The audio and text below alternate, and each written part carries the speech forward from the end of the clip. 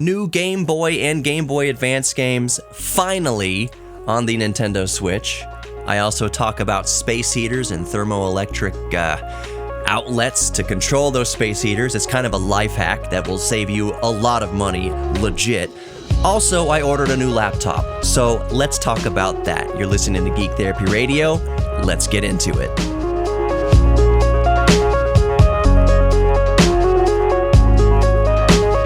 Welcome to Geek Therapy Radio. You've got your mental curator, Johnny Hamburger. Yes, finally, a new, brand new show, a brand new podcast. I have been out for a minute, a couple weeks. I don't think I put out any new content, any new broadcast. I've kind of, if you've been listening to the radio show on the broadcast radio, you've most likely been listening to replays of old episodes from a year or two ago.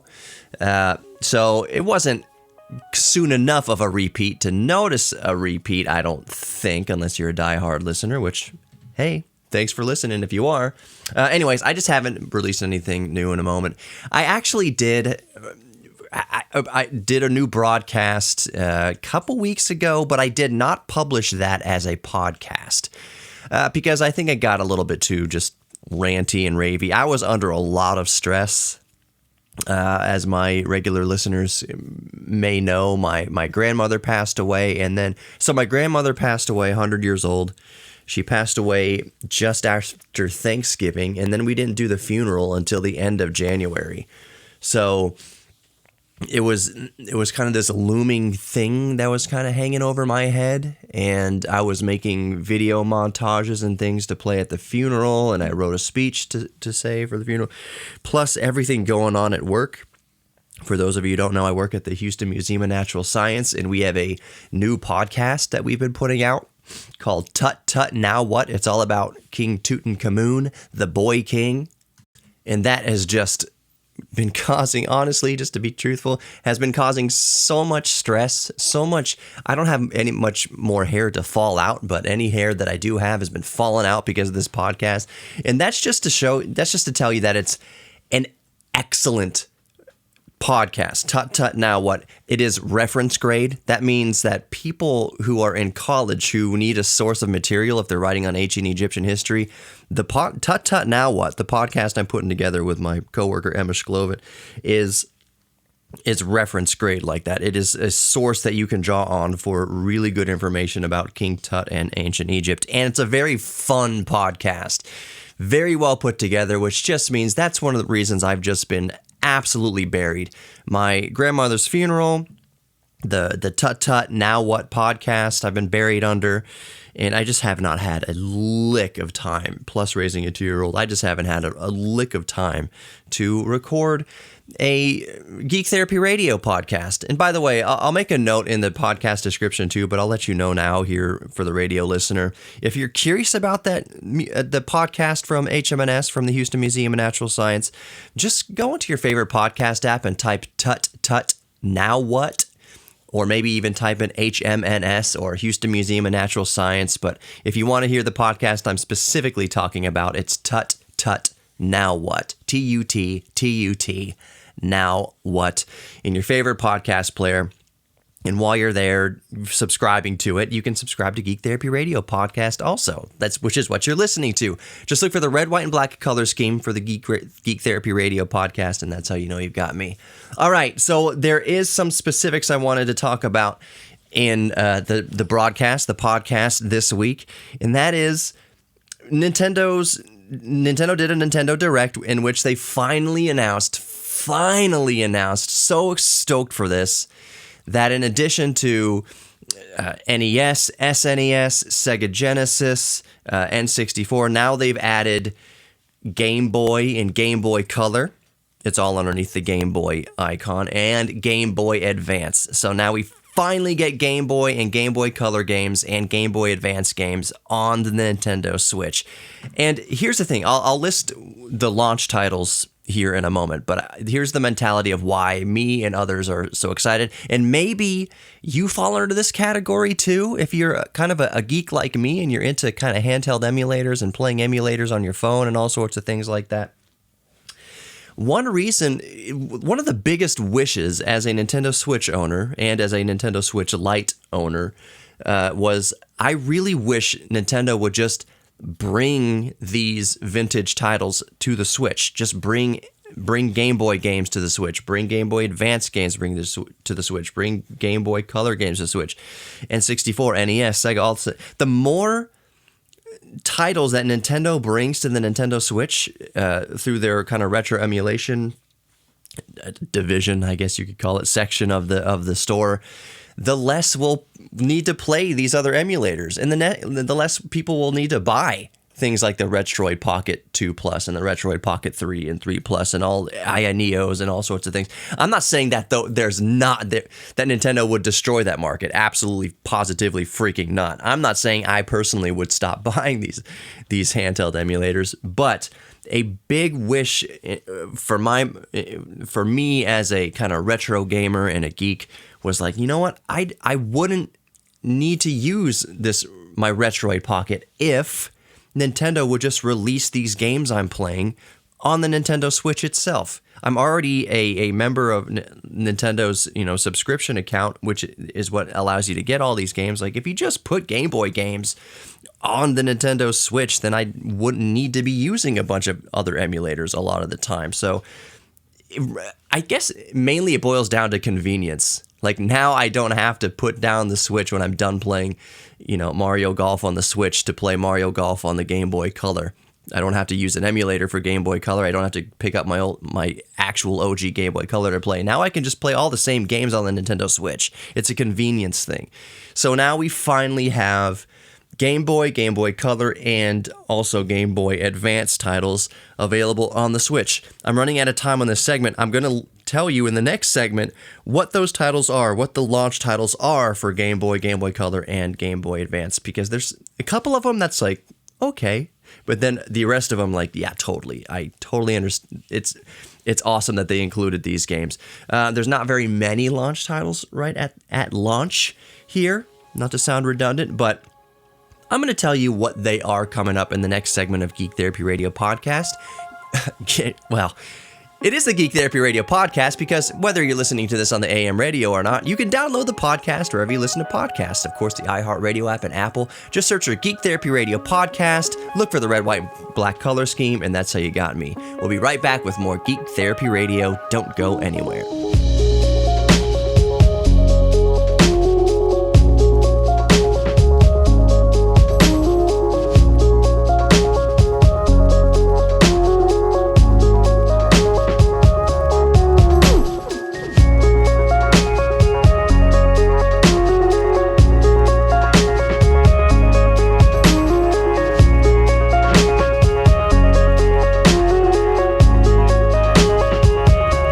Welcome back to the Geek Therapy Radio Podcast.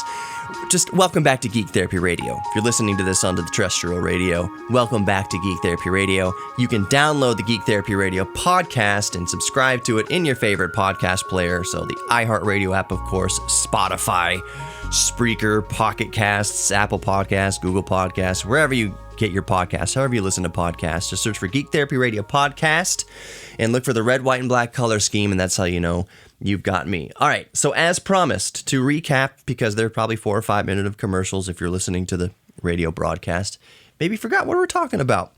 Nintendo did their Nintendo Direct a couple days ago where they announced, the new things coming to Nintendo Switch, Nintendo in general. But one of the things they announced, a couple of the things they announced, finally, thank God, are games for Game Boy Color, and Game Boy Advance. They finally come to the Play Store in Nintendo Switch. Play Store? Nintendo eShop. What do they call it now? I'm so bogged down with what was it in 3DS? What was it on DS? What is it on Switch? I believe it's the eShop. Let me go to the homepage here. I know I'm saying, Nintendo eShop. You ever say words, and this happens all the time, where you say a word and you're like, that doesn't sound right, but it totally is right, but it still doesn't sound right. That was me with Nintendo eShop just now.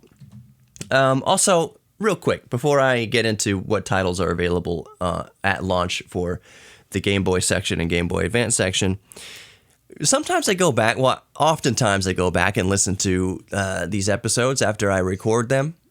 sometimes I go back maybe a few weeks after, and I'll hear myself in this broadcast and in this podcast misspeak.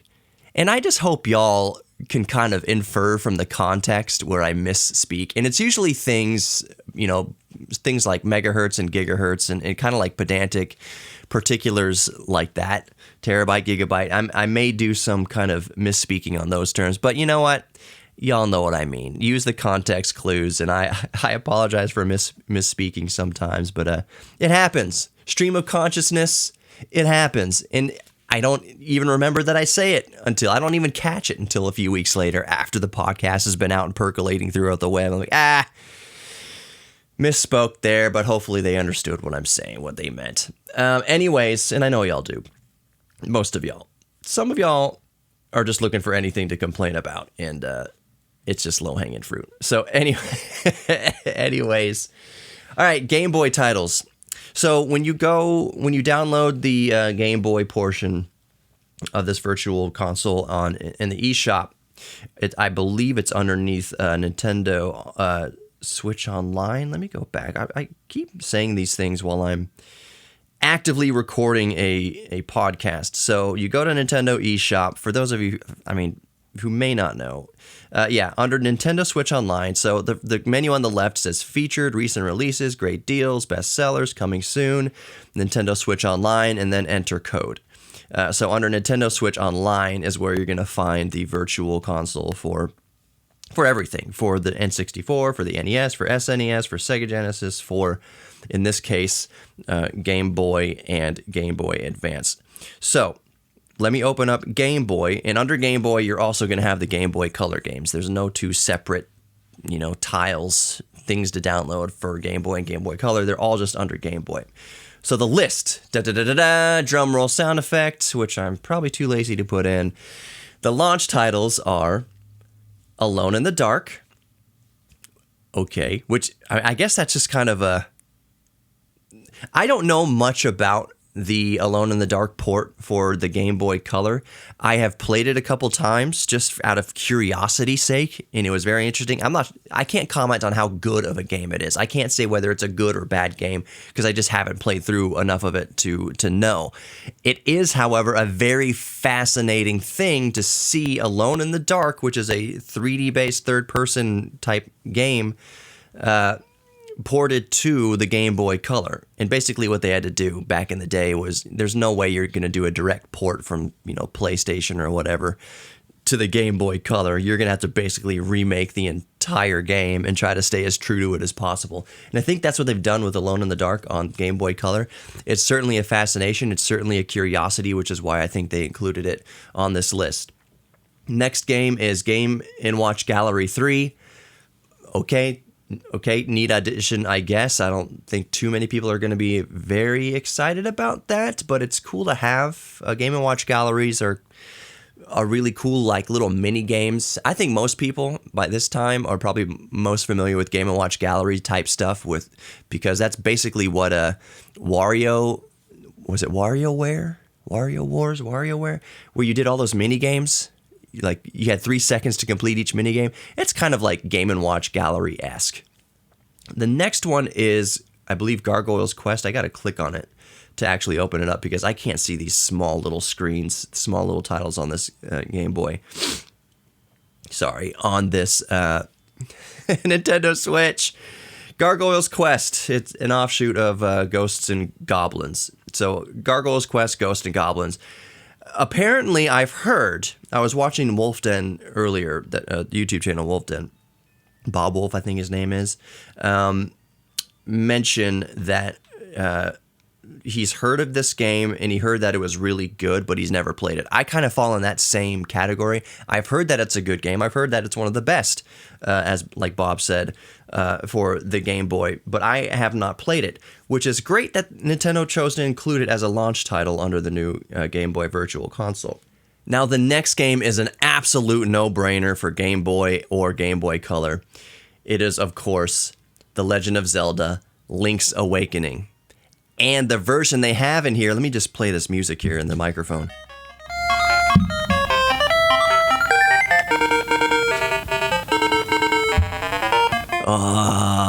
Oh, yeah. So it's great that they included the DX version here. It would be cool if they included both, if you just play the quote-unquote black and white version. But the DX version is the one that's enhanced for color, for Game Boy Color. It is the version of Link's Awakening to play. And, of course, they included it here as a launch title. And it needs no introduction. It needs no explanation as to why they've included it. It is just a staple. It is arguably the best game ever on Game Boy. And I know there are some people bristling who would, argue to the counterpoint, well, Pokemon is the best game for Game Boy. Like, well, that's why it's arguable. I think that I personally like Link's Awakening better. Nothing against Pokemon. I love Pokemon, Pokemon Blue, Pokemon Red, which, mark my words, those will come to the Virtual Console too eventually. You're going to see some Pokemon games on under the Game Boy tile of the Virtual Console. But for me personally, Link's Awakening, I still haven't beat it. I've gotten so far into it in my life, but I just haven't beat it. I'm just not. I don't know. That's just me. That's just how I game. I just haven't finished it yet. The next one over here, next title, Metroid 2: Return of Samus. Awesome. Super Mario Land 2, 6 golden coins. Wish they would include the original Super Mario Land. They will eventually. I hope they do at least. But Super Mario Land 2, if you're going to choose between one or two for a launch title, of course, Super Mario Land 2 is going to be the choice. And Tetris. Just the Tetris, the OG Tetris that shipped with the original Game Boy back in 1989, I think, when it was released. And the last title is Wario Land 3. Probably the best looking Game Boy Color game. One of the best platformers, period, for the Game Boy Color and the Game Boy in general. So Wario Land 3 is the last title that is available at launch in the Nintendo eShop under the Game Boy Virtual Console. I couldn't be more excited. I am so stoked that we finally got Game Boy and Game Boy Color games to the Virtual Console and the Nintendo Switch. This is just amazing. There's a few other things on my wish list. You let me know. Email me. Go to geektherapyradio.com and just the contact form right in the front. Just let me know what Game Boy games you'd like to see come to Nintendo Switch. I'd like Mario Golf to come to Game Boy Color and some other games. Let's talk about what games are available at launch for the Game Boy Advance Virtual Console. More Geek Therapy Radio coming up. Don't go anywhere.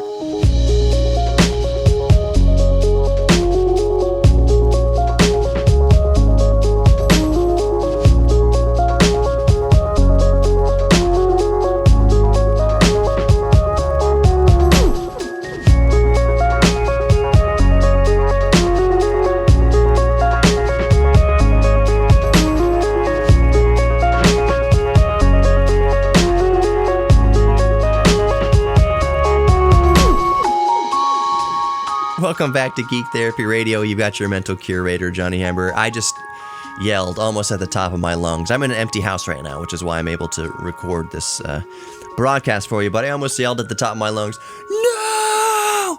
Because I heard air coming out of my vent, out of my air conditioning vent. It is February as of recording. It's a little chilly outside, and the heater kicked on in the house, and I'm just like, no!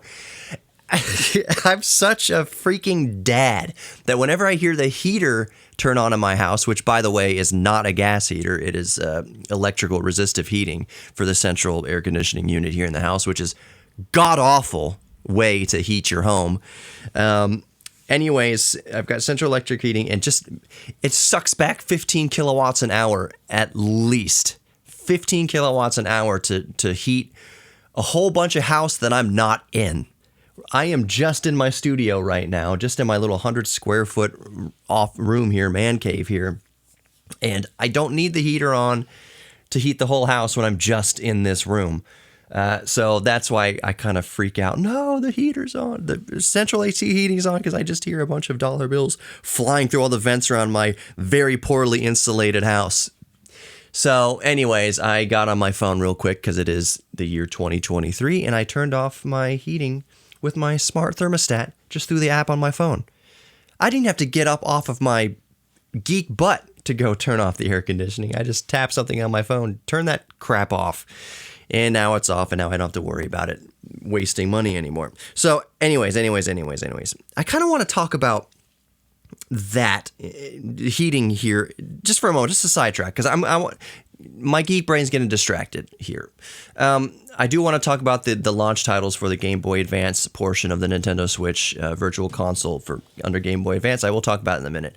But there's been something that I've been wanting to do a YouTube video on this, maybe like a YouTube short or something like this. But I'm just going to tell you in the podcast here or the broadcast, depending on where you live in the world. If you're listening to the podcast and you live in a cold climate, even if you're listening to the radio here in Houston, sometimes it gets pretty nippy. The past couple years, we have had some it's like crazy for me to say this. It's an understatement for me to say this. We've had some cold snaps, which have actually done some damage to the grid here in Texas. That's a whole separate story, but it gets chilly in Houston, is all I'm trying to say.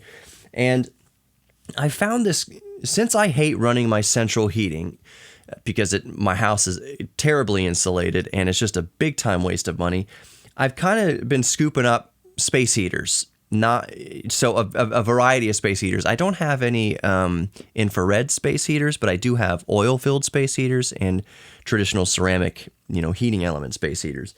I find that I like oil space heaters the best. You can find them for under $100 on Amazon, between probably $40 and $100, depending on how good you want it. I think you can probably spend a couple $100 on really, really, really fancy oil-filled heaters. But 1,500 watt oil-filled heater. The best solution I found is to have them in the rooms where I'm going to be. So I've got one in the living room, and I've got one in the nursery, Riker's room. I've got one in my office and in our bedroom. They are not on all the time. Only when needed.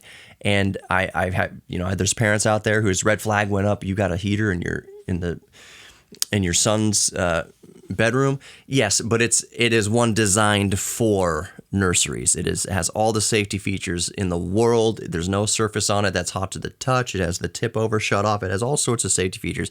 It's designed and built for nurseries. It's not just like I put a garage space heater with a big glowing orange element right next to Riker's crib, Riker's bed. No, it's not like that. It's an actual nursery heater. So anyways, that's not the point. The point is that I do have space heaters, safe space heaters where I need them in the house where we are. But the life hack here that I found, and maybe some of you already know this, is you can buy they're called electrostatic outlets. Basically, what you do is it's a plug that you plug the space heater into in the wall. In the plug, you can define and program at what temperature do you want this plug to turn on, and at what temperature do you want this plug to turn off.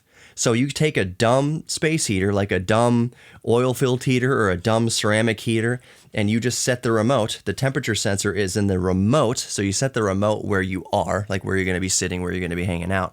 And I set it to something like, all right, come on below 70 and then shut off above 72 degrees Fahrenheit, for those of you listening around the world who are thinking that you'll be dead if you're at 70 degrees Celsius, which you will be.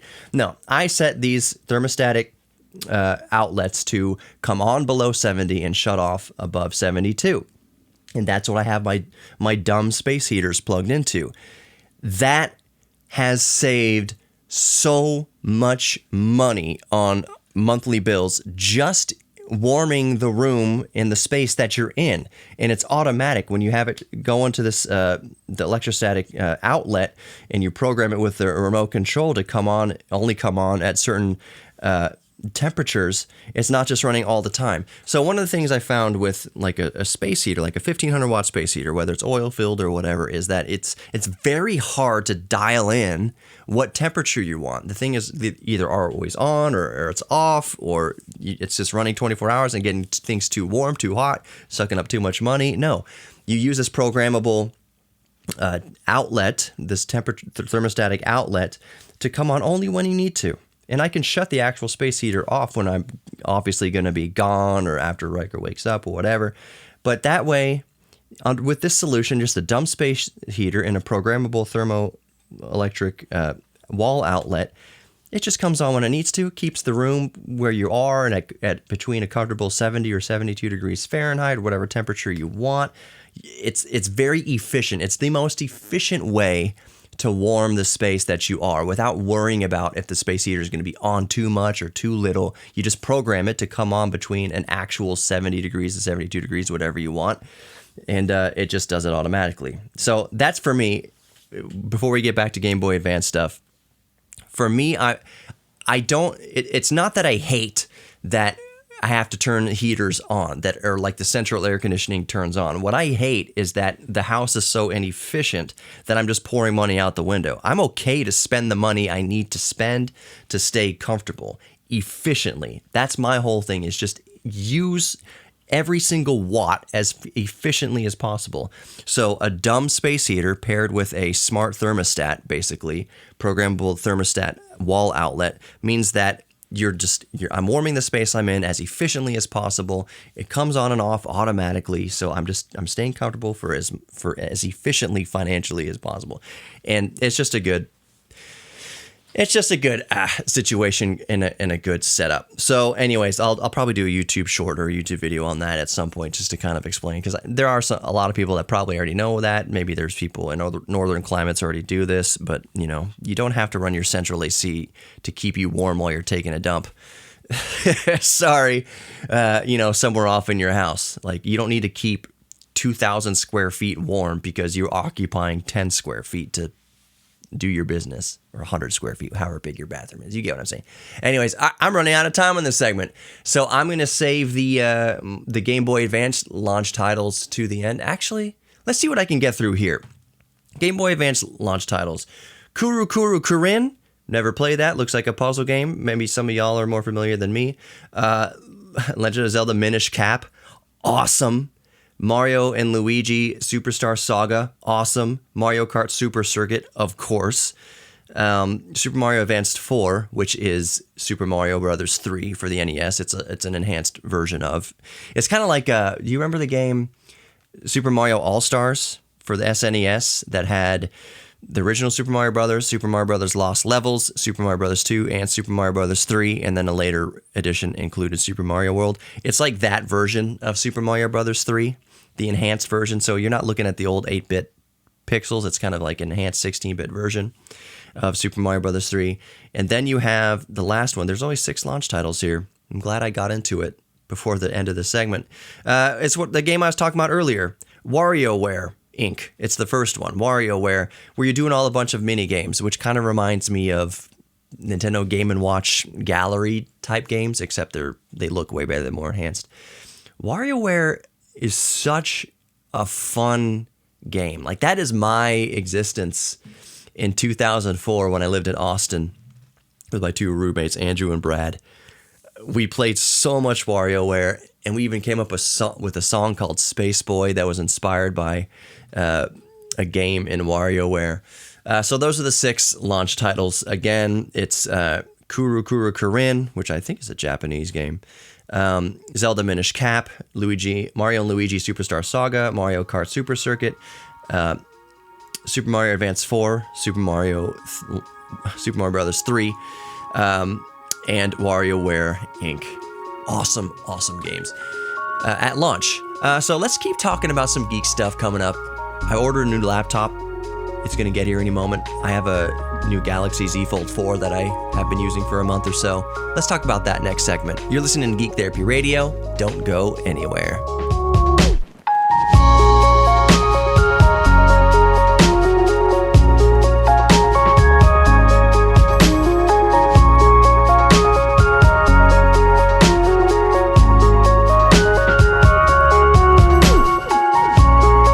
Welcome back to Geek Therapy Radio. You've got your mental curator, Johnny Hemberger. You can grab the Geek Therapy Radio podcast in your favorite podcast app. So, of course, the iHeartRadio app, Spotify, Apple, Google, wherever you listen to podcasts. Just type in Geek Therapy Radio Podcast. Look for the red, white, and black color scheme, and that's how you know you've got me.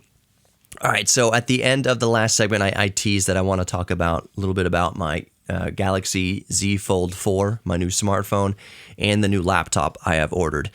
First, I'm going to talk about the laptop I have on order that should get here. It says arriving on Monday, but then I check UPS's own website and it says it should get here today as of recording. I'm recording on a Friday. Should get here before the end of the day. I'm managing expectations and just expecting it on Monday, but we'll see. I'm actually going to pull up the UPS tracking right now as I record and go to shipping details and see what's up with it. So let's see the updates. View details. Shipment progress. It's on the way. It's in San Antonio, Texas right now, and it came from Florida. So if it's in San Antonio, actually, where was it in San Antonio? It was in San Antonio at 8:05 p.m. last night. It's theoretical that it could get here today. If it was in San Antonio, 14 hours ago, as of recording. So whatever. The laptop, that's all you care about. You don't care about when I get it because this ain't real time. By the time you're listening to this, I might already have it. I ordered, and you might be thinking, oh man, is it one of the new RTX 4090 laptops? Is it the new 4000 series laptop GPU? No, I didn't get an MSI Titan 77 with a RTX 4090 or anything like that. No. I did get an MSI. I did order an MSI. I ordered an MSI GE77HX Raider. So the difference, by the way, because this confused me, I'll get to the specs of it. The specs is part of the naming moniker. I was confused between the Raider GE76 and the Raider GE77HX. I was like, what's the difference between 77 and the 76? Is one newer or what? So the 77HX model, those are the ones that come with up to the i9, I think it's 12900HX, or the i7 12800HX. So that's the 77HX part of the Titan series, or not Titan, the Raider series, is that it comes with the HX versions of the i9 or the i7. I got the i7, which apparently, I'm looking around, is apparently faster than the i9 in some workloads. Don't quote me on that, but in my just kind of glancing overview and reading reviews and things it's like the 1200HX is faster than the 12900HX i9. I don't quote me on that. That's just some things I think that I've been seeing, which is kind of peculiar. The 12800HX is a 16-core processor. 8 of those cores are hyper-threaded. The performance cores are hyper-threaded, and then you have 8 more efficiency cores that are not hyper-threaded. So it's like 24 logical cores. That's mind-boggling. In the 12800HX, the i7 turbos up to 4.8 before you overclock, because you can overclock and undervolt the HX series in a laptop. It can pull up to, I believe it's 150 watts for the processor in a laptop. By the way, for those of you who don't know, the Raider series, not the Raider series, but the 7 series of the Raider, it's a 17.3 inch laptop. It's a 17.3 inch screen. I wanted the biggest screen available on a laptop within reason. There are technically some 18 inch screen laptops. I think way back when, I think MSI released a Titan that was a 21 inch or 21.9 inch ultra wide display, which is crazy. I think it had 2 GTX 980s in it. No, but the one I got, the Raider GE77HX, the 12800, the i7 12800HX processor can pull up to 150 watts, and the GPU in it is the RTX 3070 Ti. So it's 8 gigabytes of GDDR6 VRAM and all the rest. So it's an RTX 3070 Ti, and it can pull up to 175 watts. Remember, this is a laptop. So it's like total combined, the output of the system can if you're using both at the same time, CPU and GPU, the maximum power that the laptop can output is 250 watts. So it does do this kind of balancing act. So if you're at 175 watts on the GPU, 75 watts left for the CPU. Oh no, only 75 watts for the CPU in a laptop when your 175 watt GPU is at full tilt. Typically most laptops max out for just the normal, even for gaming laptops, the normal TDP for a laptop processor is around 45 watts. It can briefly turbo boost above that to like 80 watts or something like that for very brief moments, but the typical nominal TDP for even gaming laptops, normal laptops, is 45 watts. So the fact that the GE77HX Raider only has 75 watts left over for the CPU, if the GPU is pulling 175 watts, is redonkulous. Those are redonkulous specs. It is every bit of a desktop replacement. Now, I didn't necessarily buy it to be a desktop replacement, but in my normal work life, my everyday workload, every day that I use a laptop, I've said this many times before, I use a laptop 95% of the time and maybe a desktop 5% of the time. So I've got the desktop. You all know what it is. It's an old quote unquote, Ryzen 9 3900X 12-core 24-thread processor with an RTX 3090 as the GPU. And I find myself not needing it that often. Usually a powerful laptop takes care of what I need day to day. I'll bust out the 3090 desktop, like I'll turn on my Beast rig if I'm working on an edit or something, a video edit that maybe needs a little bit more boost, like I'm doing more Fusion edits within DaVinci Resolve, then I'll call upon the 3090 then 24 gigs of GDDR6 VRAM to help that along a little bit. For the most part though, laptop is fine. I wanted a 17.3-inch screen because I just threw my hands up finally as a 39-year-old man as of recording with glasses, big, thick glasses. Like, for day-to-day work, I'm tired of looking at small screens. I've got my daily workhorse that I'm recording this onto right now, my 2021 Asus Zephyrus G14. Excellent laptop, 14-inch screen. The screen itself obviously looks brilliant. It's a very high refresh rate screen, 144 hertz, 100% sRGB for video editing and photo editing. It's just small. It's just a small screen. And I'm like, you know what? If I'm working on a laptop most of the time, I might as well have the biggest screen laptop that I can get reasonably. And that was I went with the GE77HX Raider, 17.3-inch screen, i7 12800HX, and the RTX 3070 Ti. So the specs of my G14, the outgoing laptop that I am putting up for sale, is it's got the Ryzen 9 5900HS processor, 8-core, 16-thread, brilliant processor, and the GPU is the RTX 3060, 6GB VRAM. It has been an exceptional laptop. There's nothing wrong with it. I freaking love this thing. I just won't be able to justify keeping both. When I know there's still value in my old laptop, why not sell it? So the G14 is going up for sale. I have no complaints about the laptop itself.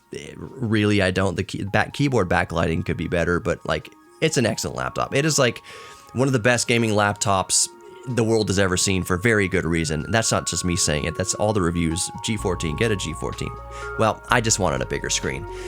You are worthy of love. I guess I'll talk about my Z Fold 4 in the next episode, how it's been for me.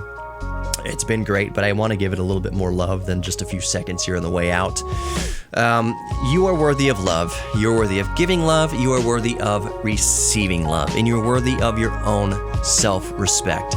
Thank you so much for listening to Geek Therapy Radio. Thank you so much for bearing with me over the past month or two as I've dealt with the death of my grandmother and stress at work, and I haven't been able to put out as many broadcasts or podcasts. I love you all. Thank you so much for just sticking with me through the recent inconsistencies. I'll talk to you next week. You've been listening to Geek Therapy Radio. Take care.